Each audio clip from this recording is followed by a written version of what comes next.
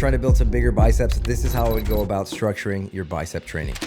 All right, first up, just a standard mid-position curl. This movement is goated. It's gonna hit both the short and long head of your biceps in the mid position, and that's where your biceps have the most leverage. Now, this could be a standing or seated dumbbell or barbell curl. It could be a standing cable curl, or it could be my favorite movement for biceps, an alternating supinated dumbbell curl. You're actively gonna be supinating your wrist, which is another function of your biceps, and that brachialis muscle is gonna be heavily involved. All right, in addition to that mid-position curl, we wanna also throw into the mix a movement that targets your biceps in a more shortened position with your elbows out in front of you. This could be a machine, dumbbell, or barbell preacher curl, a spider curl, a high cable curl, or a unilateral dumbbell preacher curl. Next up, a movement that biases the brachialis. Now, the brachialis is involved in every curling movement that we do, but we can bias it a little bit more by maintaining a neutral grip while curling. This is gonna look like a dumbbell or cable hammer curl. I'd make sure you throw this into the mix a couple times a week. And finally, if you're an advanced trainee looking to bias one head specifically to bring up weak points, you could throw one of these movements into the mix. To bias the short head, we need internal rotation, so that could look like a concentration curl, an internally rotated cable curl, or a hanging cheek curl. And if you're looking to bias the long hand, we got to make sure we get some external rotation as well as getting our elbow back behind us a bit. We can do that with either a seated incline curl or a cable Bayesian curl. Okay, so to recap, this is what you want to have programmed. A good mid-position curl, a curl that targets your biceps in a more shortened position, a neutral grip curl variant that's going to bias more the brachialis. And again, if you're a more advanced trainee, you can include a movement that biases one head over the other.